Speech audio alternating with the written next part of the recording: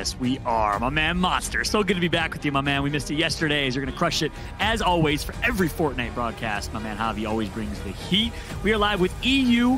Of course, I got some love for Europe. I can't travel there right now, you know, given some current situations with U.S. not being able to travel to Europe.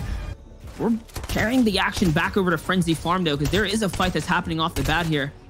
This Naku here, he's looking to get the first tags. Couple shots right now, Falloutt. It's looking good for him. He might just get his first elim. Yeah, and he should be able to. He has his opponent down to just 2 HP, and there's going to be the elim. A quick one picked up for Babungus. He's going to also get the Siphon, so doesn't even need to find a big pot. He can stack that instead, so that's exactly how you want to start if you are Babungus right there. Meanwhile, BenjiFishy, we talked about it. It looks like he is absolutely stacked right now in the Authority. This could be a little scary for BenjiFishy. You have to think about it. One of the things about the agency and the authorities, you know, map after map, is that the limited resources that you can gather here has always been a thing. Yep, that is true. Not a whole lot at your disposal. And you know, I'm just surprised that Benji is getting the outskirts for free. I don't think anyone else has landed on the outskirts. They all opted for inside, which is basically giving them a good opportunity. So what top tier Portuguese players, Kiku, of course, holding it down. Meanwhile, we got a flank opportunity here. Shadow with great damage on Coolest Carrot. You got to think he's going to take this with aggression. Oh no, not the Coolest Carrot. This is the young man who rebranded after the last FNCS Invitational. And no, that's not the way you want to get highlighted your first time on camera for the semifinals or finals today, honestly, because tomorrow's the grand final. So unfortunate for Coolest Carrot, but hey, he's got another opportunity in front of him. Hopefully he can bounce back here. Otherwise, it's looking good for Shadow. Yeah, that's exactly right. His first time on brand, on stream. He's going to get taken out, but keep in mind, for those that maybe are just tuning in, kind of cool to see that he's taking a bit more serious, right? But wait a second here, Fallout. We got a big fight right now. It's BenjiFishy finally engaging on Skimarain, one of our last DreamHack champions. That's exactly right. It looks like he's actually in the back on reset. He wanted the fight, saw the fight, but also recognizing, hey, there are so many people nearby. This third-party rotation could be absolutely brutal, as anyone on the rotation could third-party and end his life. So he's going to be evaluating his life instead. Lurking right now as it currently stands. I'm not sure if he even has any idea how many people are nearby. This could spell dangerous for Benji having to clutch up. Playing with his back against the wall now, Fallout. He's looking to punish with the charge shotgun. Yeah, he goes from the offensive in the box fight to the defensive. Back to offense here as he looks to take high ground. Hasn't gotten it secured just yet, but he should be able to maintain control. And just like that, Benji actually has his opponent running with the tail between his legs. Backing out, resetting. Good tags, but no, Benji's going to get sniped cross map. That is the price you pay for playing with aggression. Unfortunate finish for Benji there as Eruption Investor.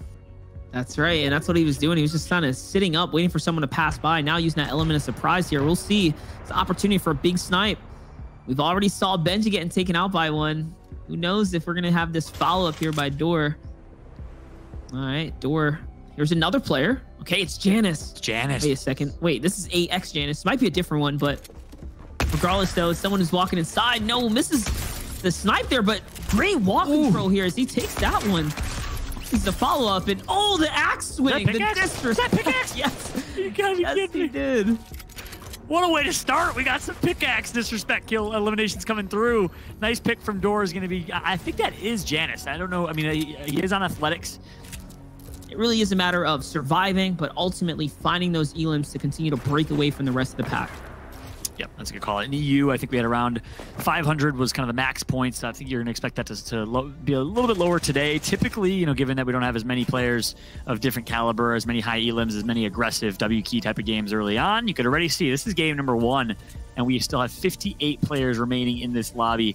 We're getting stacked here in late game. Yep, he is going to have himself a nice mythic burst. It's the Ocean's Burst coming from the Fortilla. Is now Bad Sniper. Ooh, some right above him. He's going to find an opportunity to push into his box. A little box fight might ensue between 3 people here. It's going to be Bad Sniper trying to get as much of control as he can. Trying to get a pick. Not going to do so. Just going to wisely opt to reset, heal up for now. Yeah, and think about it. Bad Sniper represented for Team Grizzy.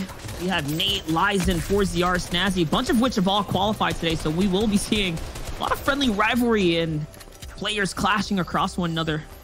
So wise decision perhaps not to take that fight with the aggression like we saw yesterday in gameplay. I mean, and one thing to lean in, just as you see Sniper really being aggressive right now, he has been doing fairly okay in solo competition, at least the recent ones. The Mongrel Cup finishing Top 63, you got to think about it. That's not too bad. You talk hundreds of thousands of players that come through these open tracks and make it into grand finals.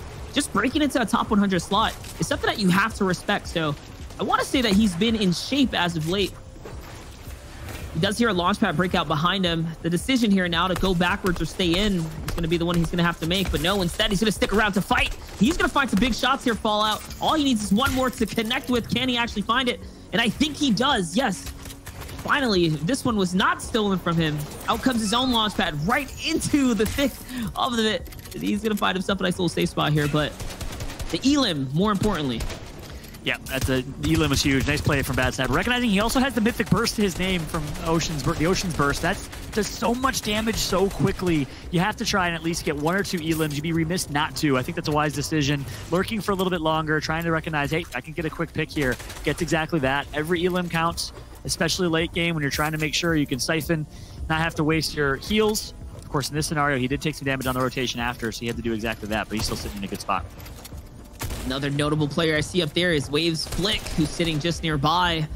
You can see here that left shot. It's Maggle, who's up top in the high ground here. With the bird's eye view over the general population of everyone planting themselves down below. Just look at the nameplates, the stacking of players on the corners here. I think Maggle's actually going to catch the zone as well. Looks like it's going to favor him on the rotate. Only 88 builds. He's very far off of having max material. I wonder how this is going to play out. Obviously, he has his first dibs on the fire range here. Players are in the air. All he has to do is target the right one, and he'll catch himself a free Elim. It's not going to happen this time. But take a look, Fallout. He's got some moving to do. It looks like he's staying up on height.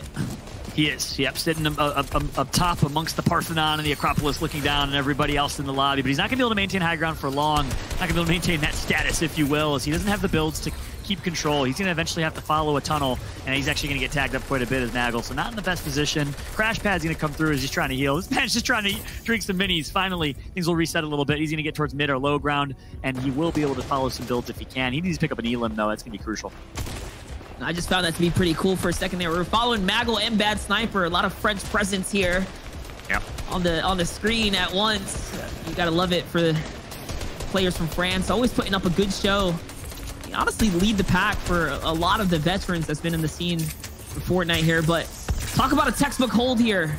Like I said before, this is gonna be a risky one. He branched out since Zone 6. He's already running out of material, and impact frag is gonna be much needed here. And it's not turning into any Elim so far. He only has 1 point, so hopefully he can take advantage of the height while he has it and find something big, because he's going to need if he wants to stay up here. That's exactly right. Down to 7 builds remaining. As I say that, that's going to be all she wrote for builds, so he needs to pick up an Elim here, needs to clean up the scraps, if you will. Meanwhile, it's going to be a double elimination picked up by Gilar. So well played from Gilar. As we see, look at the top left of our screen. Meanwhile, Maggle is just looking frantically for any opportunity here. Has to be super careful with every jump, every bounce, because doesn't have many builds to survive with. Oh no, the shockwave! That might be all she wrote for Maggle. The shockwave comes through. Unfortunate situation. My gosh, sent flying outside of the map, and he's too far to recover. And this like that, he's gonna get bled out to the storm there, taken out of the game in a top 20 situation. Crucial points left on the board there. High ground and everything. It doesn't even matter. Here's a look at Flick, who's now trying to make something of nothing as well here. No material left in the bank. He has to result to looking down to the low ground here. This is going to be such a clutch Elim if he can find it. There it is, one player down below. Now comes the edits here. Will he be able to find a key impact frag and elimination? Up top, though, you have Herkin, who's looking down here, and oh gosh, we're going to be able to take that perspective now, Fallout. It's looking like it's his game to win, but as well, doesn't have too many mats. He's just trying to buy time for placement right now. That's exactly right. Herkin reminded me of a Zate on the North American side, just maintaining high ground so incredibly well, getting some good shots in, good frags in, down to low ground, doing a good job. I think he should be able to hold on to control here. Guess what? Also has a shockwave launcher, so he will certainly hold on to control. Shockwave launcher and the charged shotgun coming from the Fortia. Coming from the Authority drop early on, where Benji Fishy would have loved to have gotten that loot instead. It's Herkin we're on screen with right now. Yeah, it's that Caddy's Corner drop that we know is so dominant and powerful. This is why we call it the battle for Caddy's Corner. But that's all right. I mean, he's already sent one player out into the zone. Is he going to be able to find another now? Using the shockwave, he's going to go up. He's trying to do it here, buying himself some time. Here it is. This is what we talk about, being able to blast your way up And blast your way out. No, he's going to take the fall damage. Misses the board there. That's going to be a little bit of karma for the man. So he sends himself flying this time around. Bad Sniper falls to the zone as well. And just like that, he takes second, and someone else is going to sneak away with the Victory Royale Fallout. You blinked and you missed it with that end game. What a start. We thought it was